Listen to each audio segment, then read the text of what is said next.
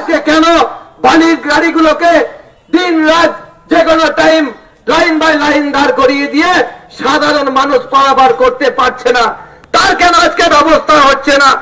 আজকে রাত পশ্চিমবঙ্গে আপনারা দেখলেন যে একজন আইনে পড়াশোনা করা ছাত্রী কসবার নামি ল কলেজ, সেখানে আজকে কলেজের ভেতরে তৃণমূল কংগ্রেসের ছাত্র নেতারা আজকে গণধর্ষণ করছে তাদেরই দলের একজন ছাত্রীকে। আজকে কলেজে কলেজে যেভাবে আজকে অরাজকতা, ছাত্রীদের নিরাপত্তা নেই, আজকে কলেজে পড়াশোনার পরিবেশ নেই, আর তার জন্য দায়ী এই তৃণমূল কংগ্রেস।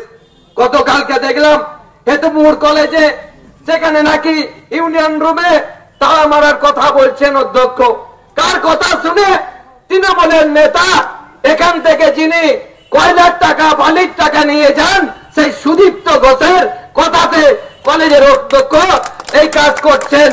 আজকে কলেজ ক্যাম্পাস গুলো আজকে ক্লাব কালচারে পরিণত হয়ে গেছে। মদের আসর থেকে শুরু করে কলেজে আজকে সমস্ত রকম বেআইনি কাজ হচ্ছে, সেটাতে আমরা প্রতিবাদ জানাচ্ছি বন্ধু।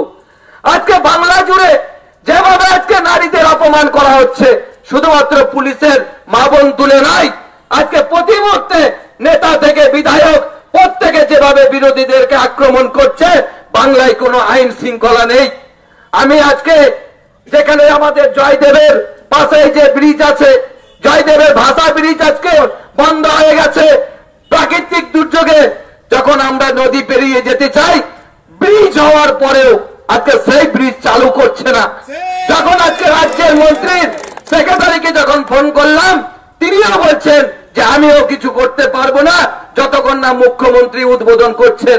ধিক্কার জানাই মুখ্যমন্ত্রীকে, তার উদ্বোধনের জন্য আজকে বীরভূম থেকে পশ্চিম বর্ধমান এলাকার লোক তাকে ইলামবাজার না হলে পান্ডবেশ্বর হয়ে ঘুরে যেতে হচ্ছে।